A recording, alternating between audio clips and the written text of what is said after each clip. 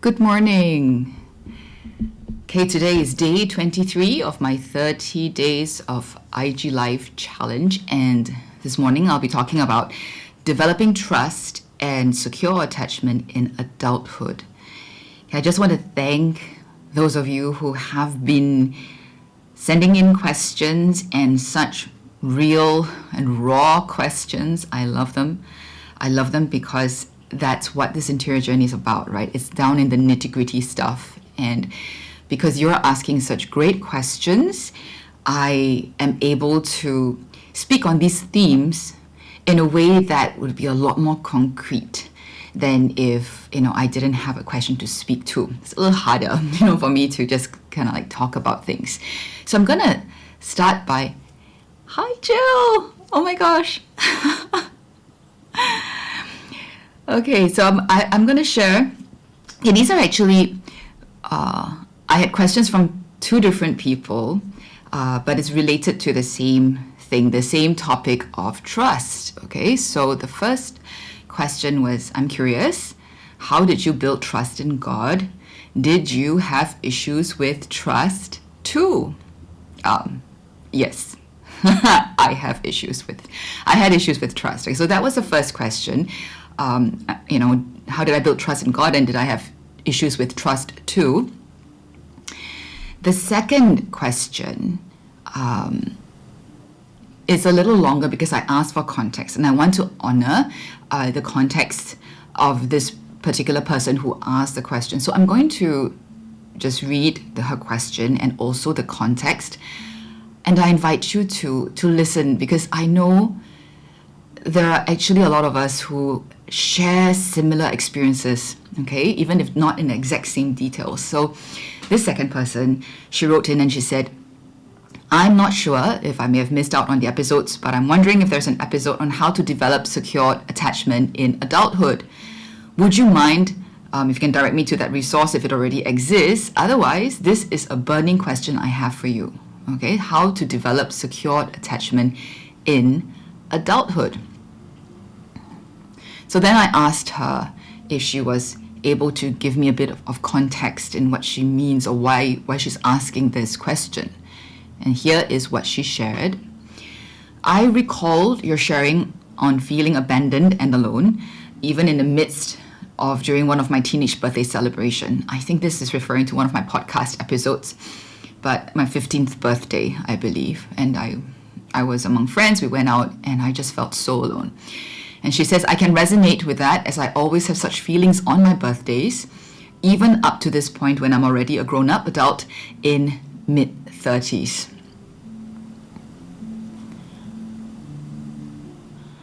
I looked back at my family of origin and realized that the environment I grew up in had been a chaotic one, where I had to struggle because of my parents' financial woes, and I didn't really have anyone to look up to.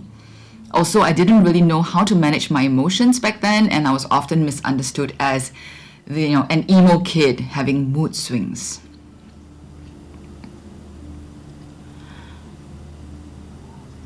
Okay, let me get the next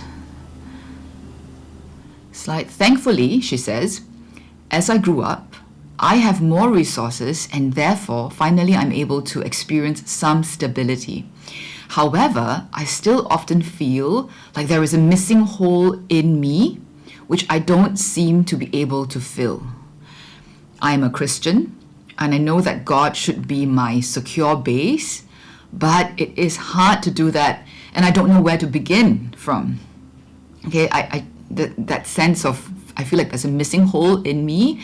I don't know whether, for the person who's asking this question, if you also heard me share that before. I believe in some of my previous episodes talked about, it really felt like that for me as well.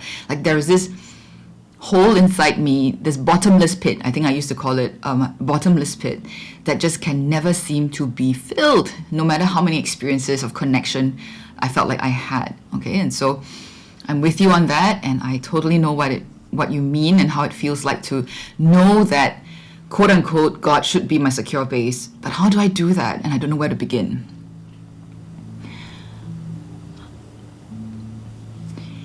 And she continues to say, I have a social group of friends, but I always do not feel safe enough to talk at an emotional level, even when I have a closer friend and or a church community where I naturally expected more from them, but I'm often disappointed by their inconsistencies. And this further reinforced the belief or the experience that no one is reliable and I have no one I can develop a secure attachment with. And so she goes on to say, and this is the context in which she's asking her question, so she wants to know how might she develop secure attachment in adulthood when in so many of life's experiences, no one's reliable, right? Even your better friends, your close friends, even your church community. Okay, so this is a very good question. It's a very deep and very real question. So I'm going to try and speak to this succinctly and also framing it in a way that may be easier for you to receive, okay? Not just to the person who asked this question, but to anyone who may be watching this video or the replay of this video who resonate with the experience of this person who shared so vulnerably. Okay, first with a caveat. This question of how can I develop secure attachment in adulthood, or how can I develop trust, right? I mean, in God, it can be answered from different perspectives and it will be answered differently by different people. So I just want to say, the context in which I'm answering, right, would be different from, let's say, if you speak to a professional, for example, a therapist or a specialist in attachment, because, in attachment issues or relationship issues, how they will answer this question would be different, right, from how I'm going to answer it. And it also will be different from, let's say, if you maybe spoke to a spiritual director and asked, how can I develop trust in God? Because there are different dimensions and layers to this question, the different ways that it can be approached from. And over time, I think I found it helpful to actually look at it from the different perspectives, because it's always look a little different, and they all contribute to our growing understanding of what a secure attachment is and how to build that, all right? So I believe you're not asking me as a subject matter expert on secure attachment, because that's not who I am, but that you're asking me as someone who has struggled with this myself, who has learned and tried to practice and grown in secure attachment. So you want to kind of have a sense of what is it like from the experience of growing in secure attachment. How did it happen? How can maybe you do it? So what I'm sharing is kind of like my distilled and synthesized lived experience of developing trust and secure attachment in adulthood, okay? Plus, it is through the lens of the interior journey, because that's always the context I'm speaking in. So first, for those who may not be familiar with the term secure attachment, what is this secure attachment? Okay, it's talking about an attachment style, the sense of security that a person has in entering relationships, for example, okay? So someone with a secure attachment style, someone who is securely attached, tends to be able to be close to others, can develop true intimacy in relationships with others, but are also comfortable being alone. Okay, so comfortable coming close to another, but comfortable being alone. They usually have a clear sense of who they are, not just who they are in relationships, but who they are as a separate person, as their own person. They have a low fear of abandonment and of being unloved. So those of us who always struggle with this sense of being abandoned, or this fear of abandonment, this fear of being unlovable and unloved, what we have is, we will tend to be insecure attachment styles. So it's different from a secure attachment, right? But it's not a 0-1 thing. We can grow in secure attachment, okay? And so those with the secure attachment style also tends to be able to go through conflict with lower anxiety, because there is a confidence in that security in a relationship, right? That even if there's a disagreement, even if currently we are working through some issues, it may be uncomfortable and unhappy, but at the heart of it, at the base of it, I'm not ridden with anxiety that I will lose this relationship, or that this is something about how worthy or lovable I am. if I am securely attached, even in disagreement and even in conflict, I have a secure sense of who I am, and I can have a secure sense, sense of security even in the relationship, if this is a good, securely attached relationship. All right.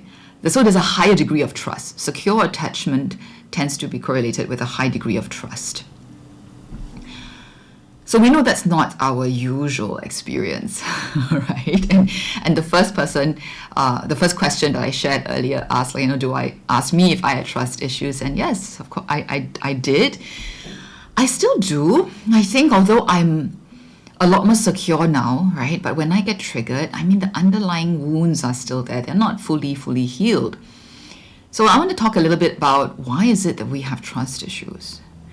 So usually it's because we have never experienced, since our earliest days, since our childhood, what it's like to be securely attached to someone. So many of us have relationships with our parents, our caregivers, that didn't give us sufficient stability and emotional attunement. Okay, so these are a little bit technical terms.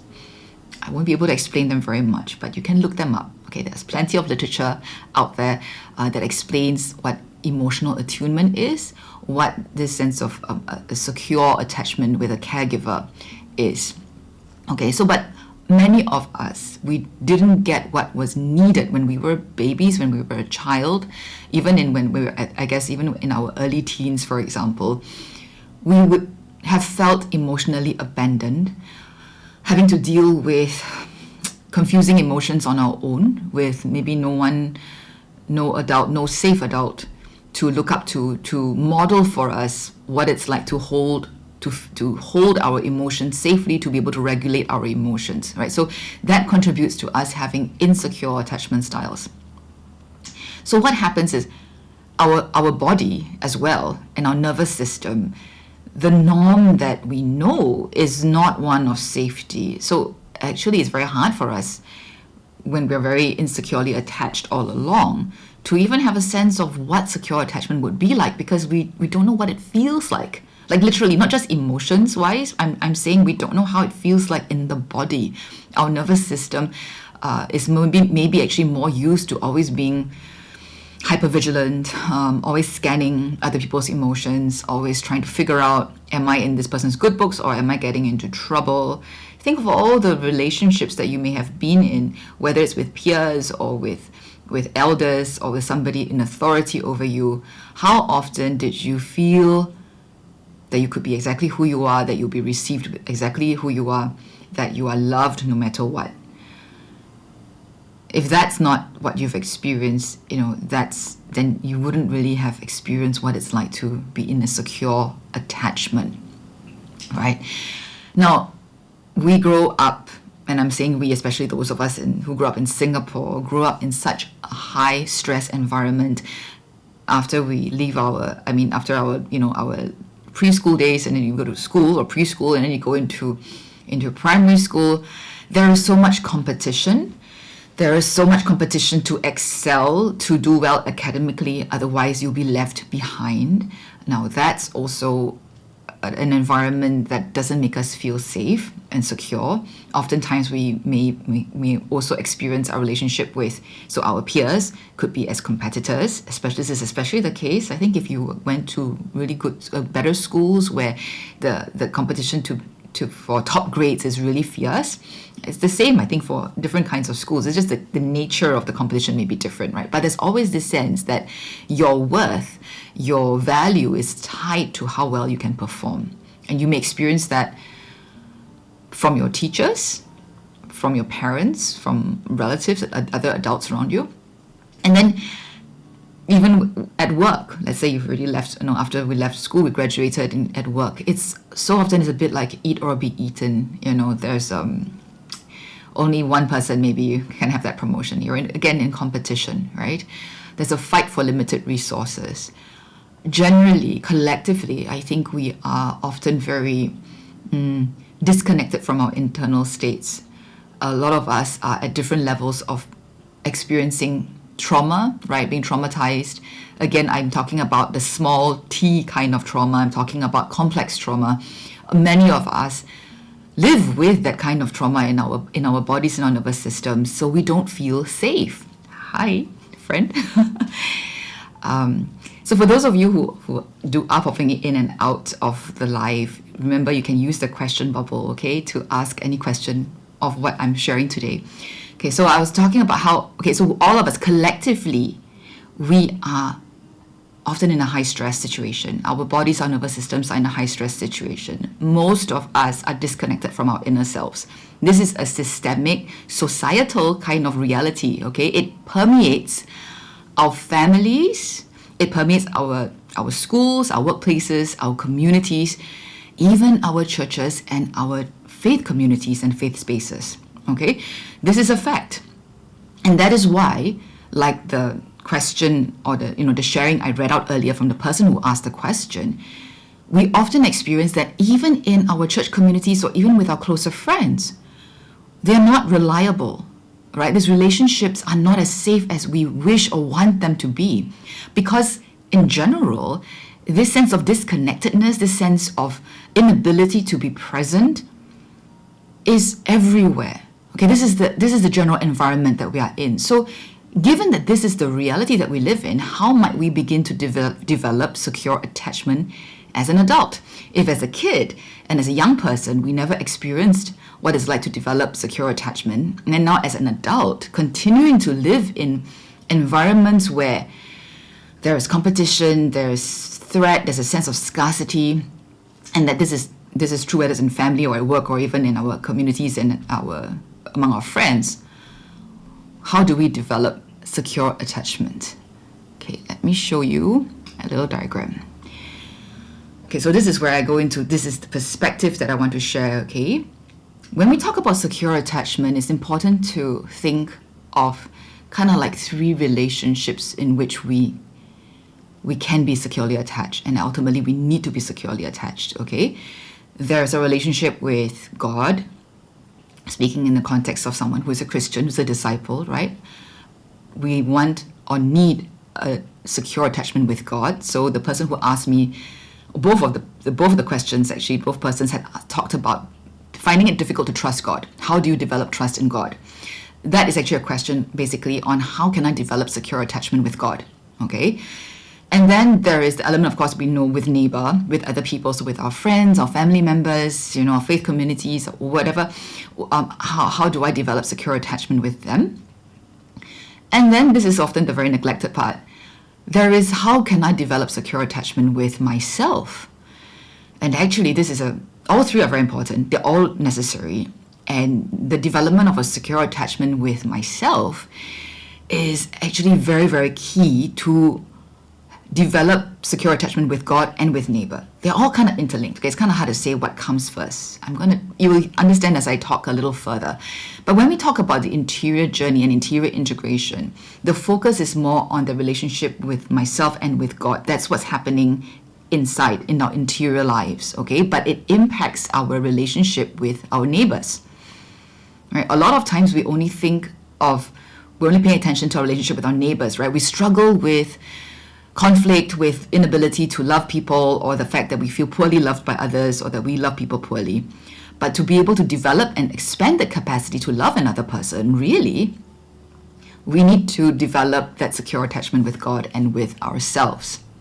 Okay. So I'm glancing over at my notes here. I want to make sure I cover the points that I wanted to share. Okay, so the interior life focus on the relationship with God and myself. But here's the interesting and tricky thing about secure attachment. In order to develop secure attachment with God as well as with myself, I also need the experience of being attuned to having someone else, another person, be with me, hold me, be with me in my overwhelming emotions. So those of us who are coming from very wounded places, we know our emotions are overwhelming. Our sense of loneliness and neediness and unlovableness is just too much for us to bear, right?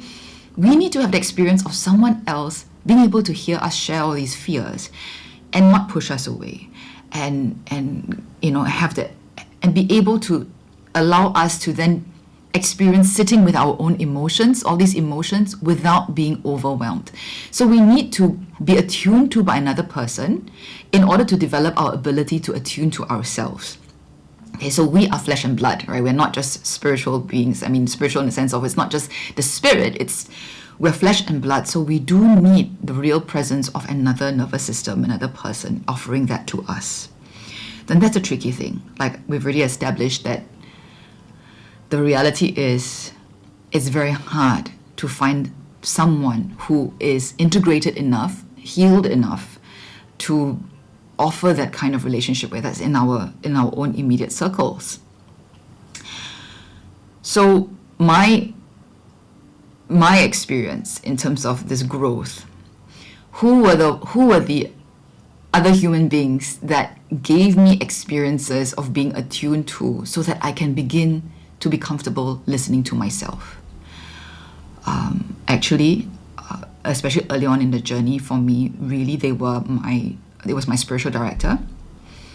I mean, I've had a few different spiritual directors over the years, but I had good spiritual directors, very fortunately, who were able to be very present to me in the sessions that I had with them, whom I felt safe with. I could share what was going on, my fears, my sense of despair, hopelessness, shame, and they were not fussed, okay? As in, like, they were not scandalized, they were not, they were calm, they could receive me, they could laugh together with me, they could empathize with me. So in that sense, they could attune to me, right? So over the years, these experiences, when I share something that is very vulnerable, that I felt was very overwhelming, but it was not met with criticism, it wasn't met with judgment, it wasn't met with shaming, I began to experience an ability to be able to be with myself with these emotions. Because in the past, before I had these experiences of being held and attuned to, I didn't know how to be with these feelings and emotions myself. I couldn't attune to myself, right? So it started with having someone else, and for me, the earlier stage, they were often my spiritual directors who were able to play that role for me, okay? And then eventually also counselors, the counselor that I had, and then now the therapist that I have. Now, spiritual directors and counselors and therapists, they're not the natural partners in your own social world, right? In your own world. They are not family members. They're not your friends.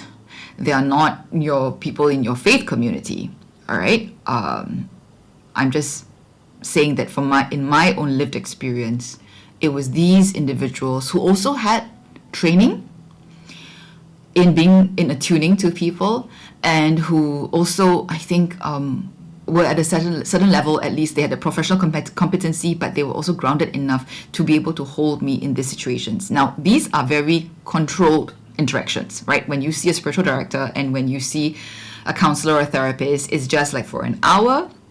And outside of that time, I'm not interacting with them socially. I actually think it's ideal that way, to have some professional boundary. So you may think, maybe is that really ideal? I don't have that actual experience of secure attachment or attunement in my real life. Well, here's the thing. My experience is that having these regular, short, controlled experiences where it is really, you've experienced attunement, is much better than trying to find that kind of attunement in your daily life with interactions that are ridden already with insecurities and all kinds of conflicts of interest, okay, especially at the start. This is why I am a very firm believer that if you want to grow in the interior life, you want to move further into the interior life, you really need to seek these kind of interactions, okay, in individual spiritual direction and in counseling or therapy at some point. Okay, because they deal with different depths and different dimensions of our relationship with ourselves and with God. But these controlled interactions with someone who knows what they're doing in terms of listening to us, attuning to us, and also inviting us sometimes in concrete ways to stretch ourselves based on where we are, because they can tell where we are. this is a very key part of developing the ability to have secure attachment in adulthood. Okay, so that's the first thing that I wanted to say. But I also want to caveat that not all professionals or not all people in these kind of helping professions, whether it's some spiritual direction or counseling or therapist or clergy or religious, whoever it is that we sometimes assume by default they should be safe people, they're not necessarily so. And just because somebody has a certificate or has a degree doesn't necessarily mean that they're trauma aware or trauma informed. I know those are new terms. Go ahead and look them up. What does it mean to be trauma aware? Being trauma aware, I think, is something that's very precious. It means usually that people are sensitive to our stories, and that the fact that the wounds in our stories allow us to show up in our mess, and they are sensitive not to react or respond to us in ways that will re-traumatize us. Okay, again, in my experience, even if someone is not officially trained in trauma, if they are very attuned to themselves and with God already, if they have reached a certain level of integration and groundedness, they tend to be naturally, in a sense, trauma aware. They tend to be naturally sensitive to your story and have an ability to hold your story. Okay, so just a caveat there though. If you don't feel safe with someone, even if it's someone that you feel like you should feel safe with, give yourself that slack and maybe consider trying someone else. But at the same time, it takes some time to build trust. Okay, so for me as well, usually you need a few sessions when you're starting out, trying out with, let's say, a new spiritual director or a new counselor, to kind of like test how it sits. How's the chemistry? Do you feel safe with this person? Do you feel like this person can hold your story? Go slow. Don't push yourself and don't force yourself. And pray. Really ask the Lord to send you or bring you to the right persons, right? Whether it's professional or not. Okay, so that's the first thing. I think it's something that anybody can pray for and maybe try and connect with, like a spiritual director or a counselor. For me, the other person in my life that I was able to develop a secure attachment with and who was very instrumental in developing the secure attachment with is my husband, is Henry. And I think I shared a bit of our story in one of the earlier lives in this 30-day challenge on loneliness in marriage and singlehood, so I won't repeat myself here. I'm very fortunate that I have a spouse who is also intentionally making this interior journey. We both started out, of course, wanting to love each other and then finding that we loved each other poorly. Fortunately, quite early on, we also realized that our capacity and ability to love one another depended a lot on our own secure attachment with God and with ourselves. So a lot of our focus had been also in supporting one another, develop that secure attachment with ourselves and with God, and then expanding that space to be with one another and to accept one another.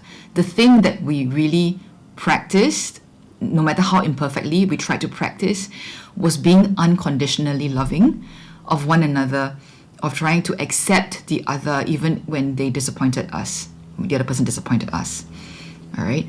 So the reason I didn't share about my husband as the first person is because I know it's also rare for a spouse to be someone that we can develop that secure attachment with. I mean, ideally, we all want our spouse, those of us with spouses, to be that person. But I know in practice, many people who are married do not experience that in their marriage.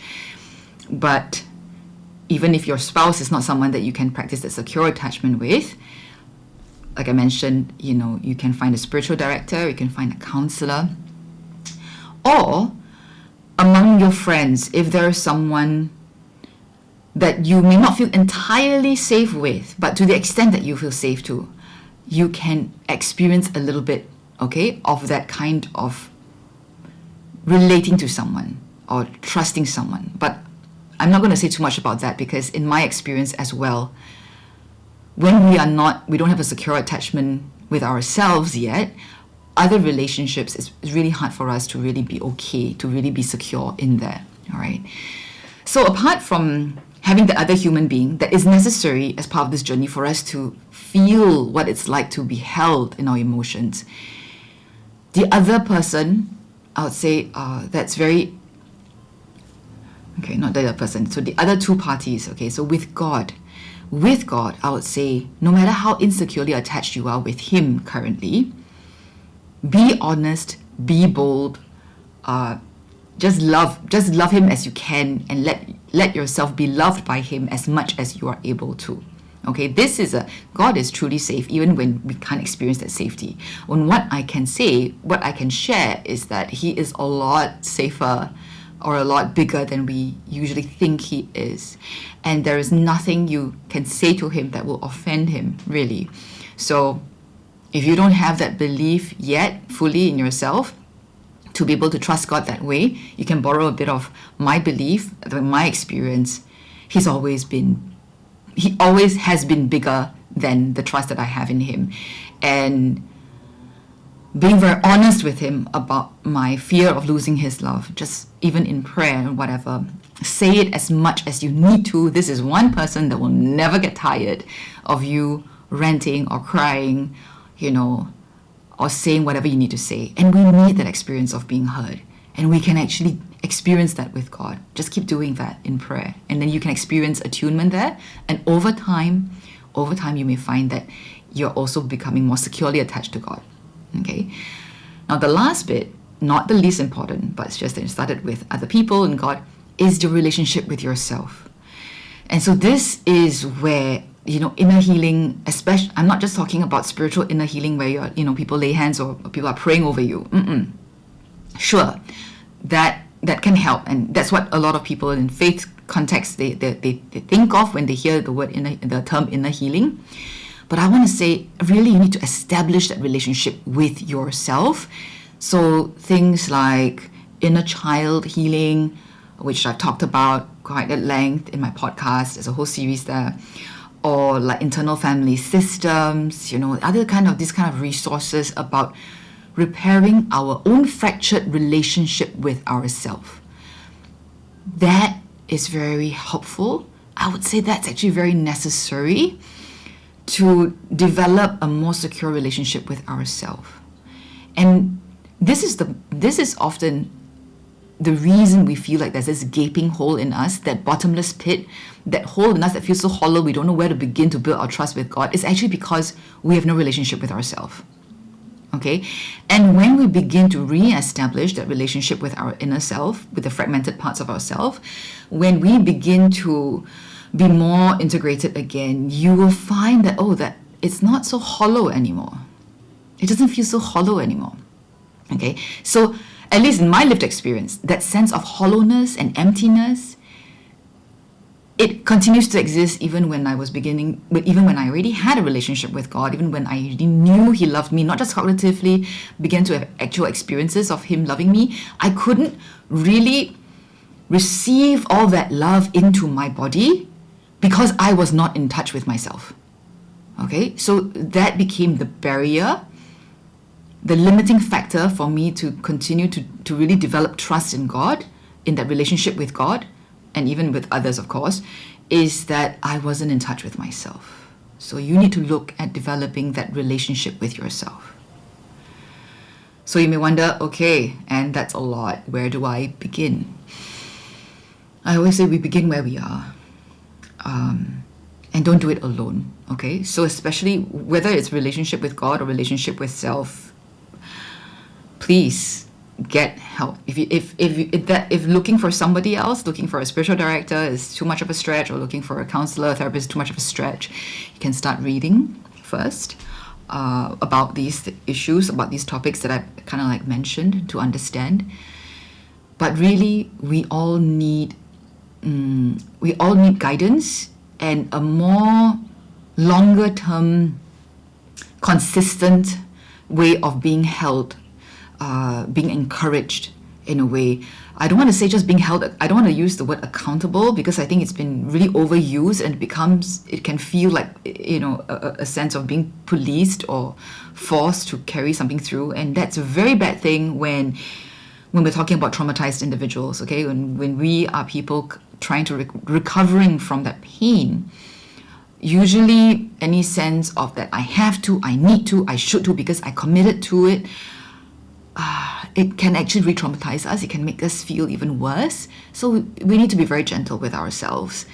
Look, it's messy and it's going to take time. So what's more helpful is take the step that you're able to take right now. Okay? So if you're comfortable reading more about it, go read more about it.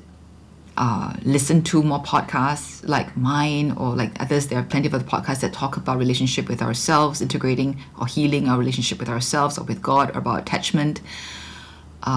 Focus, though, I would say, on the relationship with self and with God, more than information about relationship with others, because you need that base interiorly to actually have the capacity to build with others.